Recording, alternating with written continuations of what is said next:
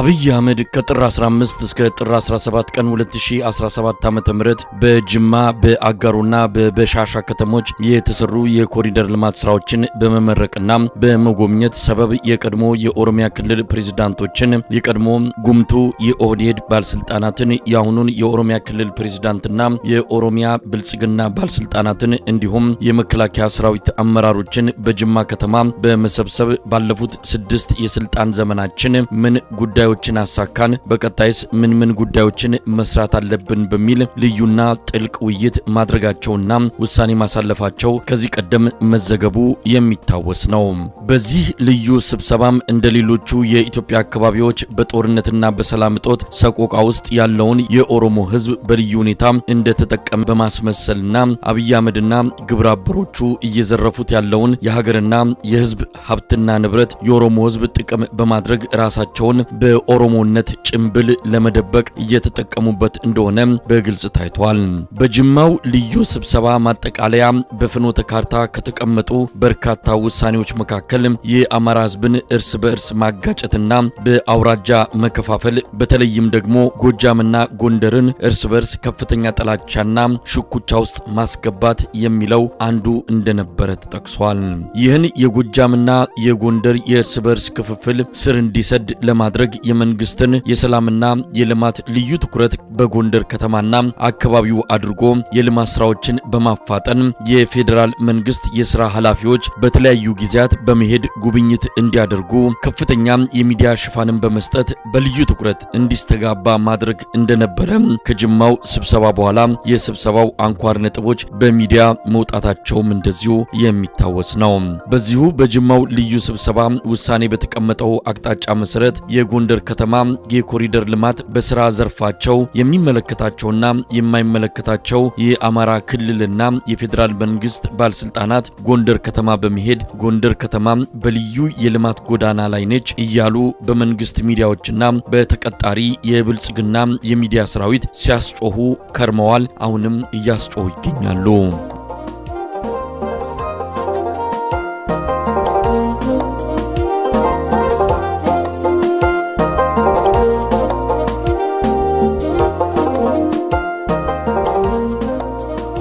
በሚዲያ እንደሚባለው የባለስልጣናት ተደጋጋሚ ጉብኝት ዋና ዓላማ እድሜ ጠገቧን የጎንደር ከተማና አካባቢዋን ማልማት ቢሆን ኖሮ ጥሩ ነው ማለት ይቻል ነበር።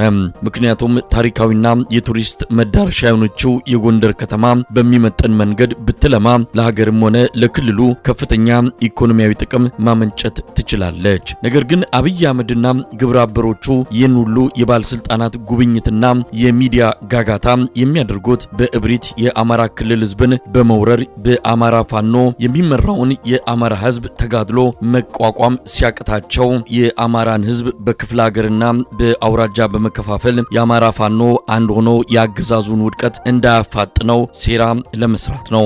ይህን የአማራ ህዝብን በክፍለ ሀገርና በአውራጃ የመከፋፈል ፕሮጀክት ለማስፋትና መዋቅራዊ ሆኖ እንዲተገበር ለሀገሪቱ ርዕሰ ብሔር ለአቶ ታዬ አጽቀሥላሴ፣ ለፌዴሬሽን ምክር ቤት አፈ ጉባኤ ለአቶ አገኘው ተሻገር፣ ለኢንዱስትሪ ሚኒስትሩ ለአቶ መላኩ አለበልና ለሌሎች የፌደራልና የክልል የጎንደር ተወላጅ ባለስልጣናት እንዲሁም የመንግስት ከፍተኛ ፕሮጀክቶች ያለ ምንም ህጋዊ ጨረታና ውድድር እየታደለው የሀገርና የህዝብ ገንዘብ እየዘረፈ ላለው ለአቶ ካሳሁን ምስጋናው በቅጽል ስሙ ካርሎስ ቀበሮ አብይ አህመድ ልዩ ተልዕኮ ሰጥቷቸው እየተሰራ ይገኛል።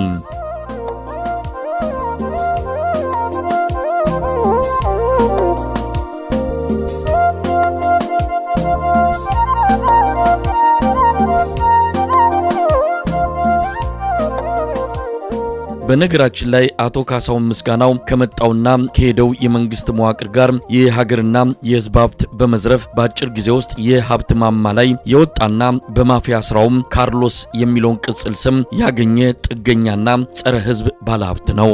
ካሳሁን ምስጋናው በኢህአዴግ ወቅት ከብሔራዊ ደህንነት ሹሙ ከጌታቸው አሰፋ ጋር ቤተኛ በመሆን ሲዘርፍ የነበረ በተለይ ከአቃቤ ሕጉ ጌታቸው አምባይ ጋር የጥቅም ቁርኝት በመፍጠር ዘረፋው ሁሉ ህጋዊ ከለላ እንዲያገኝ በማድረግ ሀገርና ህዝብን ሲዘርፍ የነበረ ሰው ነው።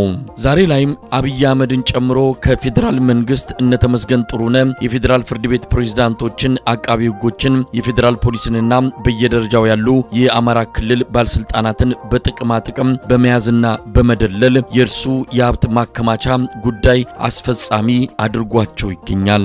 ካሳሁን ዛሬ ከአገዛዙ ጋር ባለው የጥቅም ትስስር የመንግስት ፕሮጀክቶችን ያለ ህጋዊ ጨረታ ተሰጥቶት ሰርቷል፣ እየሰራም ይገኛል። ከነዚህም የመንግስት ፕሮጀክቶች መካከል የጎርጎራ ፕሮጀክት፣ የፋሲል ቤተመንግስት እድሳት፣ የመገጭና የርብ ወንዝ የመስኖ ግንባታ፣ ከ4 በላይ የሆኑ የአስፓልት መንገዶች ለአብነት የሚጠቀሱ ናቸው። ካሳሁን ምስጋናው እየዘረፈ ያለው የመንግስትን ፕሮጀክቶች ያለ ህጋዊ ጨረታ በመውሰድ ብቻ ሳይሆን ውስን የሆነውን የከተማ መሬት ጭምር ነው።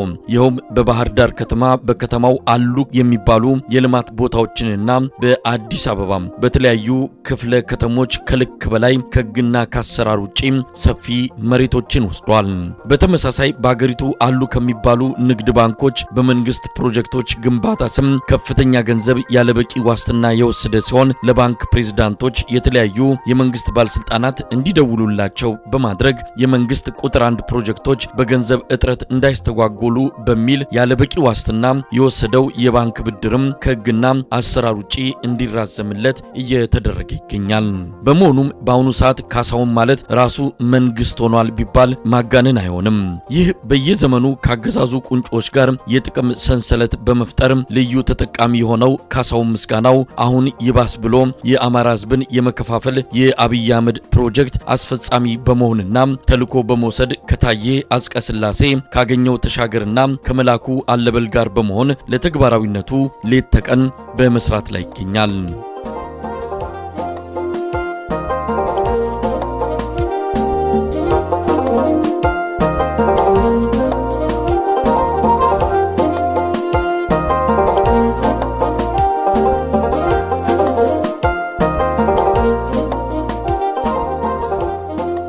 የአማራ ክልልን ለመከፋፈል ይመቻቸው ዘንድ በጅማው ልዩ ስብሰባ ውሳኔ መሰረት ካገዛዙ በተሰጣቸው ቀጥተኛ ተልዕኮ አማካኝነት አንዱ የአማራ ክልል አካባቢ መንግስታዊ የዘር ፍጅት ከታወጀበት የአማራ ክልል በተለየ ሁኔታ የመንግስት ደጋፊና ሰላማዊ በመሆኑ በልዩ ትኩረት የመንግስት ልማት ተጠቃሚ የሆነ ለማስመሰል ጎንደርን እንሞሽራት የሚል አጀንዳ ቀርጸው እየሰሩ ይገኛሉ። ይህን ጎንደርን እንሞሽራት የሚለውን የአማራ ክልልን የመከፋፈያ አጀንዳ ተግባራዊ ለማድረግ የጎንደር ተወላጅ ባለስልጣናትና አቶ ካሳሁን ምስጋናው የጎንደር አካባቢ ተወላጅ ባለሀብቶችን በመሰብሰብ አሁን ጊዜው የጎንደር ስለሆነ ጎንደርን ልንሞሽራት ይገባል፣ ስለሆነም በቂ ገንዘብ ማዋጣት አለባቸው እያለ ይገኛል። ተሰብሳቢ ባለሀብቶችም በቂ ገንዘብ እንድናገኝና የልማት አጀንዳውም ክልላዊ እንዲሆን ገንዘብ ማዋጣቱ ለምን በአማራ ክልል ደረጃ አይሆንም ብለው ይጠይቃሉ። ይሁን እንጂ የጎንደርን እንሞሽራት አጀንዳ ዋና ዓላማ በእውነት ጎንደርን በልማት መሞሸር ሳይሆን የአማራ ክልልን መከፋፈልና ጎንደር ክፍለ ሀገር ራሱን የቻለ ክልል መሆን አለበት የሚለውን ሌላኛውን አጀንዳ የማለማመድ በመሆኑ ሰብሳቢዎቹ ሊቀበሏቸው አልፈቀዱም።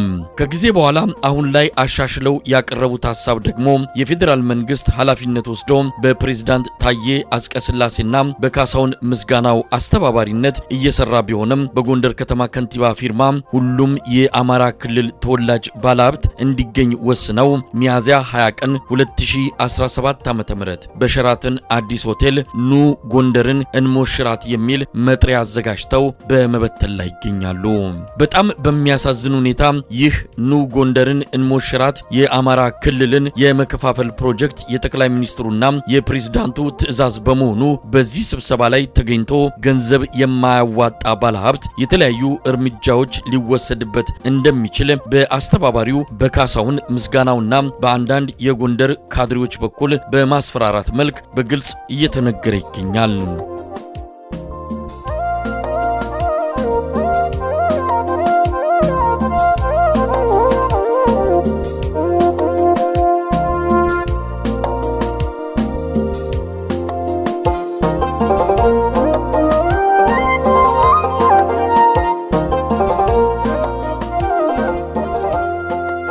ያገዛዙ ቁንጮች የአማራ ህዝብን ለመከፋፈልና የአማራን ፋኖ ተጋድሎ ለማዳከም በጅማ ከተማ ባደረጉት ስብሰባ ውሳኔ መሰረት ተግባራዊ ለማድረግ እቅድ አቅደው ሲንቀሳቀሱ ተልዕኮ የተሰጣቸውን ግለሰቦች ማስፈራሪያ ተቀብሎ በስብሰባው የሚገኝም ሆነ ገንዘብ የሚያዋጣ የአማራ ባለሀብት በፍጹም መኖር የለበትም። ባለሀብቱ ባላወቀውና ባልተረዳው መንገድ የአብይ አህመድ አገዛዝ የአማራ ህዝብን የመከፋፈልና የማዳከም ሴራ ተካፋይና አስፈጻሚ ይሆናል ማለት ነው። በአሁኑ ወቅት መንግስት ለአማራ ህዝብ የሚያስብ ቢሆን ኖሮ የአማራ ባለሀብቶችን የአማራ ክልልን ለማልማት ገንዘብ አዋጡ ከማለቱ በፊት በወሎና በደብረ ብርሃን በስደተኛ ጣቢያዎች ያሉ ተፈናቃዮች መሰረታዊ ፍላጎታቸው ተሟልቶላቸው ወደ ቀያቸው እንዲመለሱ ወይም መደበኛ ኑሮ እንዲኖሩ ለማስቻል በጎጃምና በጎንደር ያሉ ለችግር የተጋለጡ ወገኖች ቅድሚያ ድጋፍ እንዲያገኙ ገንዘብ አዋጡ ቢባል እውነትና ሰባዊነትም ይሆን ነበር። ነገር ግን አሁን ይህን አማራ ክልልን በክፍለ ሀገርና በአውራጃ የመከፋፈል ሴራ ተግባራዊ እንዳይሆን እንደ አማራ ክልል ገንዘብ ተዋጥቶ እንደ አማራ መልማት ይኖርብናል ማለት ያስፈልጋል። በአሁኑ ወቅት መንግስት የአማራ ክልልን ልማት የሚፈልግ ቢሆን ኖሮ ቀድሞ የነበሩትን የትምህርትና የጤና ተቋማት በድሮንና በከባድ የጦር መሳሪያዎች እንዳይወድሙ በዓለም አቀፍ የጦርነት ሕግ መሰረት ጦርነቱን ማካሄድና ንጹሃን አማራዎች በጅምላ በድሮን እንዳይጨፈጨፉ አስገድዶ መድፈርን የጦርነት ስልት አለማድረግና በአማራ ክልል የጦር ወንጀል እንዳይፈጸም ማድረግ ይችል ነበር። ከዚህ በተጨማሪ መንግስት የአማራ ክልል በእውነት እንዲለማ ቢፈልግ ኖሮ በኢህአዴግ ዘመንና ከዚያ በኋላም በጀት ተመድቦላቸው በግንባታ ላይ የነበሩ የአስፓልት መንገዶች፣ የባቡር ጣቢያዎችና መስመሮች፣ የኢንዱስትሪ ፓርኮች፣ የኤሌክትሪክ ኃይል ማከፋፈያ ጣቢያዎችና ንዑስ ጣቢያዎች እንዲሁም የግብርና ምርቶች ማቀነባበሪያ ፋብሪካዎች እንዳይቆሙ ያደርግ ነበር። ስለሆነም እንደነ አገኘው ተሻገር፣ ታዬ አስቀስላሴ፣ መላኩ አለበልና ካሳውን ምስጋናው ይህን የአማራ ክልልን የመከፋፈልና የመበታተን የአብይ አህመድ እኩይ ሴራን የሚቀበልና ተልዕኮ ወስዶ የሚፈጽም የአማራ ባለሀብትም ሆነ ሌላ ወገን ካለ በአማራ ህዝብ ላይ መንግስታዊ የዘር ፍጅት ጦርነት አውጆ ህዝብን ያለ ምህረት እየጨፈጨፈ ካለው ከአብይ አህመድ አገዛዝ ተለይቶ የሚታይ አይሆንም። ልብ ያለው ልብ ሊል ይገባል።